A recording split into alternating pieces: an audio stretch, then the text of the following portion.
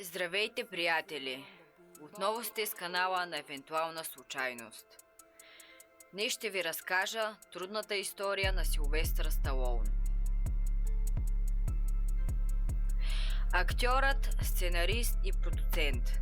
Икона на екшън филми, като Роки и Рамбо. Навършва 78 години.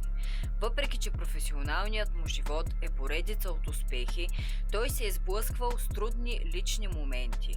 Те включват липсата на контрол върху парите, генерирани от боксовата му сага, връзката му с сина му, страдащото аутизъм и любовта му към домашните му любимци. Не съм красив в класическият смисъл. Очите ми са увиснали, устата ми е крива, зъбите ми не са прави. Гласът ми звучи като ковчег на мафиот, но някак си всичко се получава. Каза за себе си американският актьор, сценарист, режисьор и продуцент. Киномани по целия свят се стичат, за да гледат филмите му повече от 40 години, което го прави една от най-големите боксови атракции на Холивуд. Но има и обратна страна на историята му. Любимата звезда от Роки е отличен пример за това, как изкуството имитира живота. Истинският му живот е дори по-труден от този на героя му. И подобно на самия боксьор, Силвестър Сталоун се е справил с трагедиите, които са го сполетели през 78-те му години. Белязан при неговото раждане. Силвестър Сталоун е роден на 6 юли 1946 година в Хелс Кичън, квартал в Ню Йорк. Той е син на астролога Джаки Лабофиш и козметика и фризьор Франк Сталоун, и двамата имигранти. Изражението на лицето и гласът на Слай, както е известен, не отразяват умишлена твърдост, а по-скоро са резултат от трудно раждане. По време на раждането Сталоун претърпява инцидент, който уврежда лицевият нерв, оставяйки част от езика и брадичката му парализирани. В допълнение към този инцидент, актьорът се сблъсква с няколко здравословни проблема в ранните си години, включително рахит и тормоз. Той също така споменава, че баща му е бил насилник, което е допринесло за рисковото му поведение. До 12 годишна възраст той вече е бил изключен от 13 училища и е претърпял 11 костни фрактури. На 15 години, след като му е казано, че мозъкът му е спящ, той се интересува от културизъм. Младият Сталоун посещава Американският колеж в Швейцария и университета в Майами, където получава бакалавърска степен. Освен актьорство-майсторство, той се интересува и от това да бъде признат като сценарист. Вдъхновен от битката между Мохамед Али и Чък Уебнер, особено от последния, по прякор кървящият от Байон, който изтърпява брутално наказание, докато реферът не спира битката 19 секунди преди края. Сталоун пише сценарий за боксьор без достоинство, на когото е даден шанс от 1:1 да се бие за титлата в тежка категория – Роки, 1976. Се превръща в кинолегенда, печелейки 10 номинации за Оскар. Печелейки награда за най-добър филм през 1976 година. И стартирайки един от най-финансово успешните филмови франчайзи в историята. Удивлявам се на хората, на които им отнемат 18 години за да напишат нещо, казва той. Толкова време е отнело на онзи Гюстав Флобер да напише Мадам Бовари и била ли е някога в списъка с бестселъри? Не. Беше ужасна книга и се оказа ужасен филм, обясни Слай пред Ню Йорк Таймс, описвайки как е написал сценария за Роки за 3 дни. След това получил оферти от няколко студия, нетърпеливи да си осигурят най-горещата нова звезда за Холивуд. Но след като третия филм за Роки далеч надмина първия в бокс офиса, Сталон се оттегли от боксерският си образ за няколко години, тъй като за известния актьор щяха да започна снимки на друг сериал – Рамбо. Създаден от канадския писател Дейвид Морел, неговият роман беше адаптиран за екрана, с Сталон в главната роля в Рамбо – Първа кръв, 1982 година. Филм, който беше блокбъстър, популяризиращ публиката заради коментарите си за войната във Виетнам. Рамбо беше огромен източник на доходи за Сталон и затвърди статута му на една от водещите мъжки звезди на 80-те години на миналия век, яхнал вълна от изумителна популярност. Въпреки че 6 години преди да направи Роки, Сталон е бил без пукната пара, спал по автогарите и се борил да се изяви като актьор, докато работел различни задачи.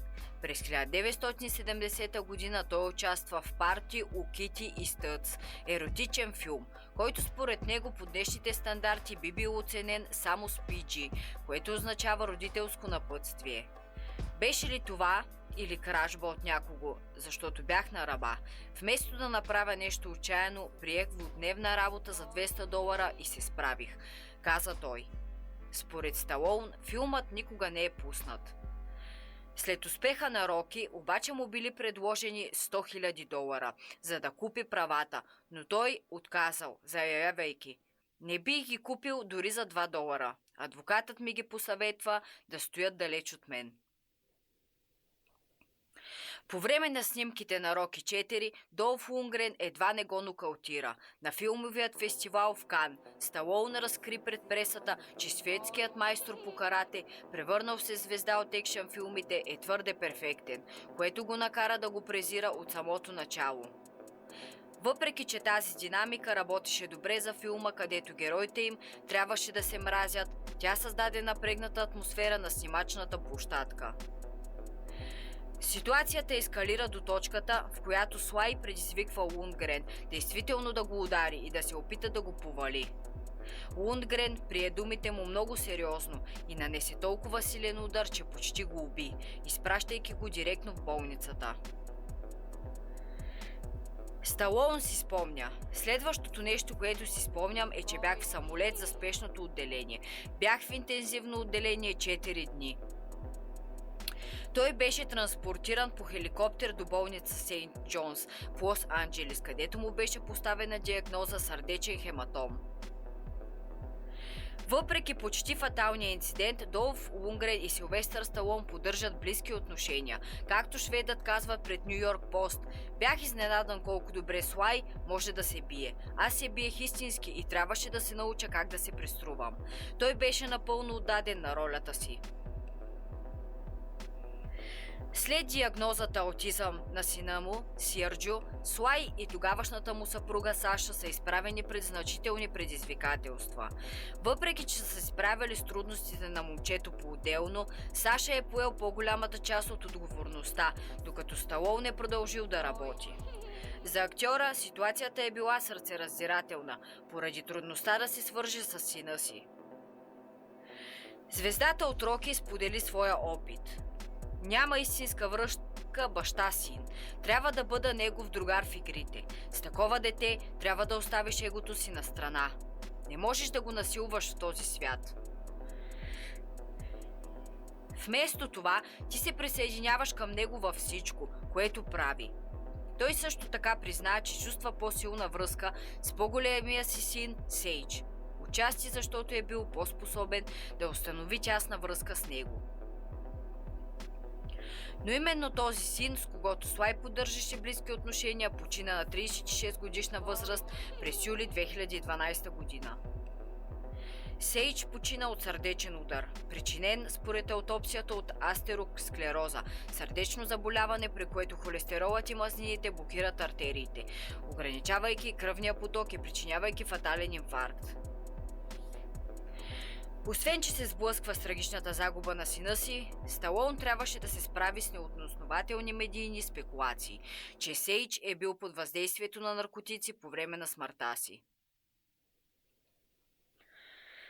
Сейч имаше обещаващо бъдеще и се беше появил в няколко филма на баща си, включително в Роки 5, 1990 година и Дневна светлина, 1996. По време на внезапната си смърт, той също беше сгоден. Сталон изрази трогателно изявление. Когато родител загуби детето си, няма по-голяма болка. Затова смирено моля всички да почитат паметта на моя прекрасен и талантлив син и да проявят състрадание към неговата любяща майка Саша. Тази мъчителна загуба ще остане с нас до края на живота ни. Сейдж беше нашето първородно дете и центърът на нашата вселена и аз смирено се моля всички да запазят паметта и духа на сина ми в мир. Слай е имал противоречива връзка с полусестра си, Тони Филити, която е продължила десетилетия. По време на пиковите години на славата на Сталон, актьорът, продуцент и сценарист постига конфиденциално споразумение за милиони долари с нея, описано от някои източници като акт на изнудване. През 1987 година актьорът се съгласява да плаща на сестра си малко над $16 000 на месец до края на живота си, плюс еднократно плащане от $2 милиона и годишен доверителен фонд от $50 000 за медицински и психиатрични разходи. Тони обвинява Сталон, че е причинил лични наранявания, включително физически вреди, обвинение, което той отрича. Майката на Сталон, Джаки, каза пред медиите: това беше акт на изнудване. Тони Ан приемаше по 65 хапчета оксиконтин на ден и заплашваше Силвестър. Един наркоман би направил всичко. Когато Силвестър стана известен, тя не знаеше как да се възползва от това. Той просто се опитваше да й помогне. Накрая се предаде. Джаки също коментира: имаше много противоречиви истории. По това време той се справяше добре и адвокатите му казаха: дайте й нещо, само за да я накара да млъкне. Тони почина през август 2012 година на 48 годишна възраст след борба с рак на белия дроб. Тази трагедия се случи само месец след смъртта на сина на Сталон, Сейдж.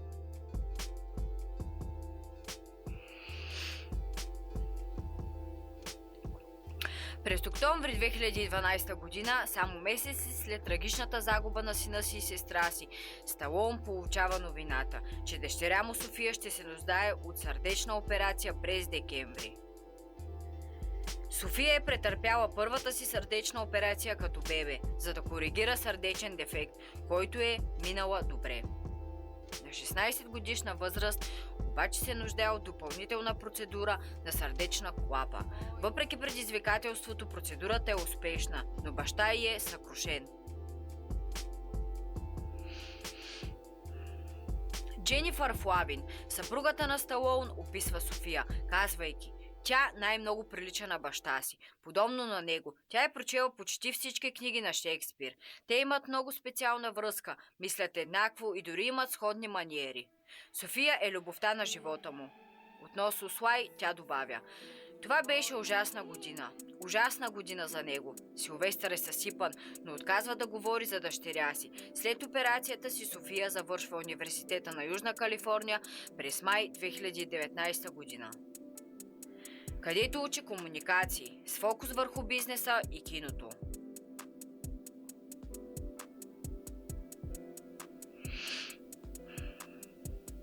Силвестър Сталон показва дълбока любов към кучетата в своя Инстаграм, но е преживел няколко трагедии, свързани с тях. През 2013 година любимото му куче Фиби е убито от койот в квартала му Бел Ейр, Калифорния. TMZ съобщи, че кученцето е изчезнало, а огорченото семейство е поставило плакати, предлагащи награда от $10 000 за завръщането му, само за да я открият, че е намерено мъртво в имота им. Представителят на актьора описа смъртта на Фиби като много трудна за всички.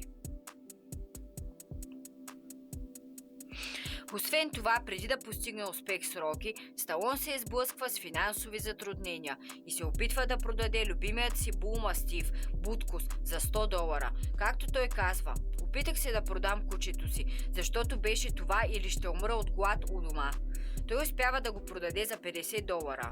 И самият той разкрива, че когато е продал сценария на Роки, се е опитвал да си върне Бъткус от човека, на когото го е продал, но мъжът е отказал. В крайна сметка той го убеждава да го продаде за $3000, плюс малка роля в следващият му филм. През 2016 година Слай едва не загубил 19-годишния си полубрат при жестоко нападение. Според TMZ, Данте Сталон бил нападнат близо до кампуса на университета на щата Флорида от двама други мъже. Данте, който по това време се е връщал от Тако Бел, получил толкова тежки наранявания, че съквартирантите му трябвало да се обадят на 911, защото не можел да говори. Според полицейския доклад не е установен ясен мотив за нападението и Данте не е познавал нападателите си. Според TMZ, братът на актьора е оставен с фрактура на непцето, счупена челюст и счупени и избити зъби. Той е бил хоспитализиран в продължение на няколко седмици и претърпял множество реконструктивни операции. Сталон казал пред таблоида: това е изключителен млад мъж, отличен студент, който никога не би си търсил проблеми. Всичко това е трагично и сърцераздирателно. Сталон е спечелил значителна сума, пари от поредицата Роки, но все още смята, че е била лоша сделка, особено като се има предвид, че е създателят на всичко. В интервю за Variety той разкрива, че през 1776 година е спечелил само около $2 500,000 за първият филм Роки. Той подробно описва, че е получил $25,000 за сценария и след това $360 на седмица за 25-те снимки на снимки. Той обясни: за щастие имаше минимални изисквания на гилдията на екранните актьори. Спечелих около $2,000 за актьорска игра.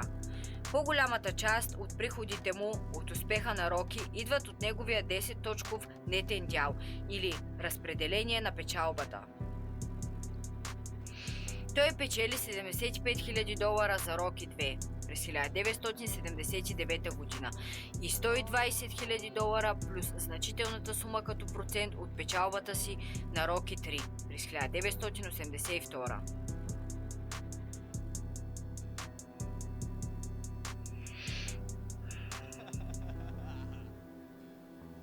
Сталон обаче изрази негодование, че години наред не е имал контрол над франчайза. Той коментира: нямах абсолютно никакъв контрол над Роки. Всяка дума, всяка сричка, всяка граматическа грешка беше моя. Беше по-шокиращо, отколкото си мислите, но ми казаха: хей, поне ти платиха, защо се оплаквах? Бях бесен. На въпроса защо не се е борил по-усърдно за правата върху франчайза, Сталон каза, че дори собственият му адвокат го е посъветвал да се откаже. Нещо, което му е било болезнено да чуе. Никога не настоявах и когато стигнахме до Роки Балбоа, бях в доста слаба позиция да кажа каквото и да било. Бях в упадък и всичко беше доста напрегнато. Продуцентът на сагата Роки твърди, че Сталон е печелил пари от всякакъв ъгъл и продължава да го прави. От своя страна Слай признава, че въпреки че системата е осигурила финансова стабилност за децата и внуците му, той все още смята, че определението за Холивуд е някой, който те наръгва в гърдите, без никаква финес. В случай на 78-я си рожден ден Сталон е ясен за това какво предстои. Какво веднъж каза: ще продължа да играя Рамбо и Роки. Двамата са машини за печелене на пари, които не могат да бъдат изключени. Това беше трудната история на Сталон. Зад успеха му. Надявам се видеото да ви бъде интересно. Ако е така, моля да се абонирате за моят канал. Също така да коментирате и да харесвате. Чао!